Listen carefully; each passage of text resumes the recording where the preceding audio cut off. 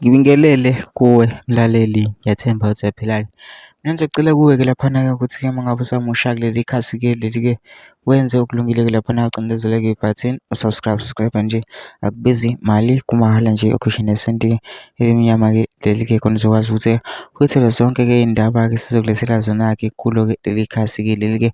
Iy'ndaba-ke ezintsha-ke nokubala kwamavoti ngizobe ngikulethela nje if uqhubeka ucindezela usubscribe kuleli khasi-ke leli-ke. Udaba ulethele lona namhlanje sekukhona ukumlisa-ke lana kwesevisi ukuthi-ke asemaningi-ke amavoti e-MK-ke laphana-ke angakabalwa ala e-KZN, waveza nokuthi-ke akabala ngisho ikota-ke amavoti ase-KZN. Lokho okungenza ukuthi-ke mase kubalwe at least noma 70% ke-MK mhlampe ingahamba izifike phezulu, yosusa-ke i-ANC na-ke lapha ku-number 1 ku-national vote. Kodwa-ke angifuni ukuthi wezwa ngami phela nje into enza nje udlala-ke ividiyo-ke uzizwele wena uzicebo lapha ukuthi masizwele-ke le video lena ungene ema-comment section-ke ufike ushiye umbono wakho ngalo-ke lolu daba-ke lolu-ke ukuthi wena-ke ucabanga kanjani-ke msicinze nebhathini nje usubscribe nje, akubizi imali, kumahhala nje, awukhiphi nesenti nje elimnyama-ke leli-ke. Nawo-ke le video-ke awuyithokozele.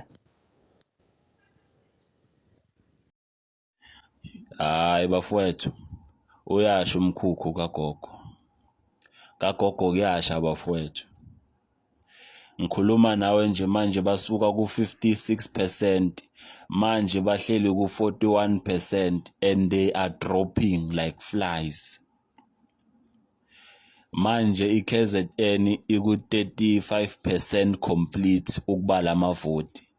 Ngakanani uma i-KZN seyohlala ku-70% ukubala amavoti?